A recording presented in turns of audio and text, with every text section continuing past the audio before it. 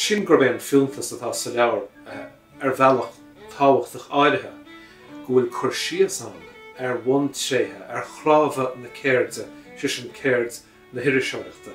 Agus nuair deim chrábha na céirde nóid tá pléan ag mo choleachathe iriseoirí éagsúla na haimán agus na bonfrins bhfuil a bhaine leis na iriseoireacht.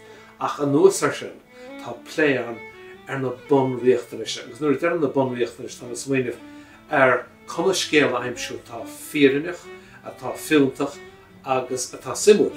Mar bhfuil an méid sin buinte amach agat, níl an job déanta agat, agus mar sin go sin fíor táhachtach agus dír an hain I má hain an táhacht a bhaine leis na bon riachtanis sin. Agus chomáile sin freisin chontúirt áirithe a bhaine le céird na iriseoireachta go háirithe agus seach a gceiste an hain mar hampla. An chontúirt an dáinseir agus an tauras a spreag an molla ó dhuine be nó ó ghram be atá chleachtann.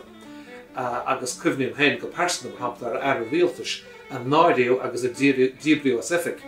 Agus hanna an cantinú taréis an tuairisc gceanna na ceisna bhí spreaga ag daoine éagsúil an thaobh. Agus dúirt sin an íomh is anna hástal is a bí sa rinne mé, agus dúirt sin an tá anna hástal rinne bhí tú anna chortam, tá buíochtaíocht.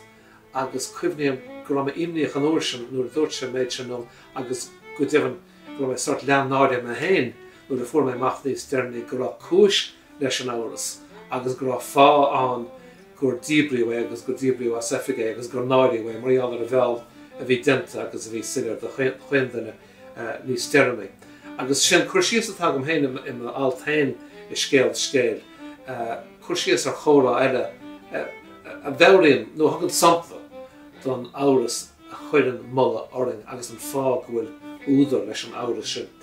Is breaning molla ón bobal cosú le gachtain eile, ach ní bhaineann molla le nar géirt go dtíobhann mar a gleismid duine éigean a chlásán faoin ar saothar, de an talamh sláinte go bhfuil sé luchtach bhealach éigean.